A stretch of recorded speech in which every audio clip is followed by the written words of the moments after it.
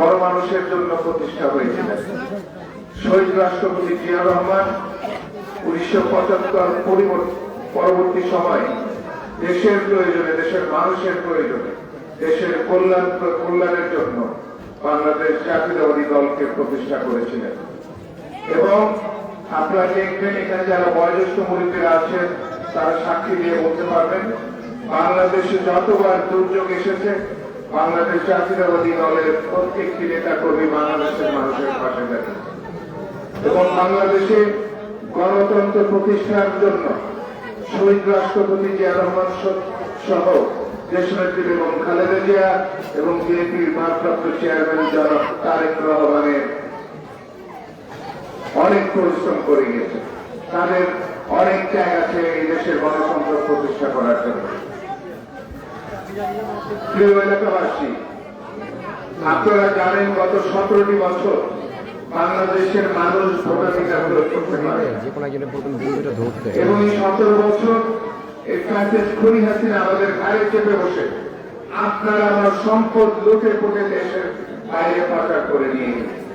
এই 17 বছরে আমাদের অনেক অনেক সমস্যা তারা তৈরি করেছে, কোন সমস্যার সমাধান তারা দিয়ে যায়।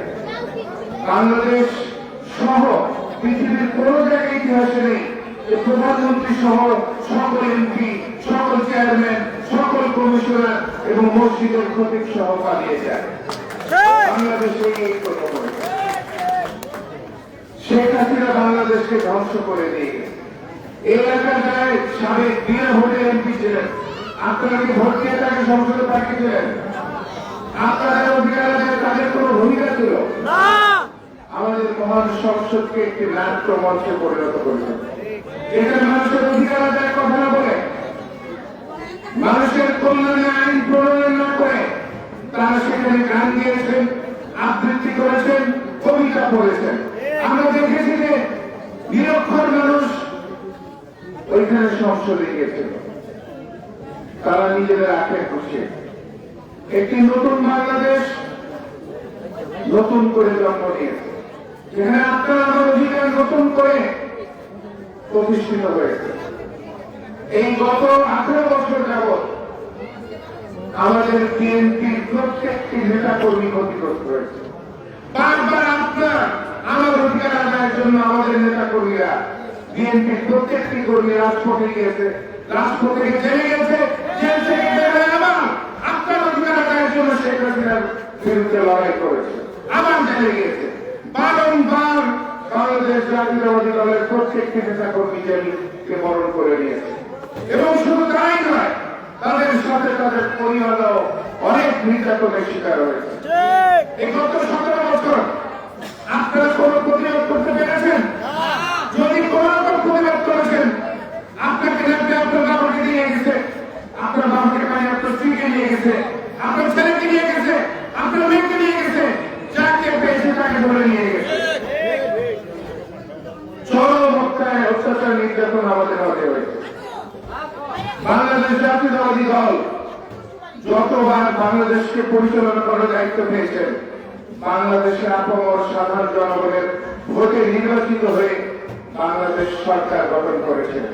কোনদিন বিএনপি পিছনের রাস্তা দিয়ে সংসদে যায় না এবং কোনদিন যাবে না।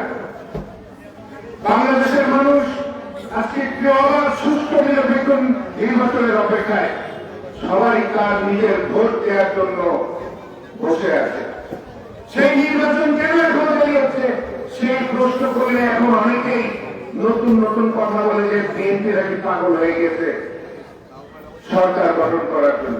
বিএনপি একটি রাজনৈতিক দল, বিএনপি গণমানুষের দল, বিএনপি গণমানুষের অধিকার নিয়ে কথা বলে সংসদে বিএনপি যাবে, এটাই স্বাভাবিক। নির্বাচন বিএনপি যাবে, এটাই স্বাভাবিক। অনেকেই গ্রুপে দলে দলে নিয়ে বিএনপির বদনাম করার চেষ্টা করছে। বিএনপির বিরুদ্ধে সুযোগ পেলেই তারা বিএনপির বিরুদ্ধে কথা বলে, কিন্তু সত্যিকার যেটা সংসদে যাওয়ার একটি ছিল তারা পায় না। এরকম অনেকে আছে যারা দেখা যাবে আগামী দিন ইনশাআল্লাহ ভোটে হাতে দাঁড়াবে, সংসদের দরজা পর্যন্ত তারা যেতে পারবে না। এলাকাবাসী আপনাদের সামনে আমাদের দলের নেতা কর্মীদের কিছু কথা বলে যেতে চাই।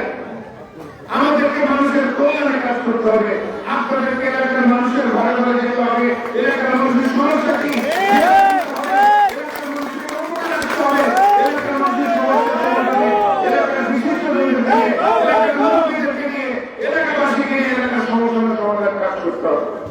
কোন রাজনৈতিক দলের নেতা এককভাবে এলাকার সমস্যার সমাধান করতে পারে না।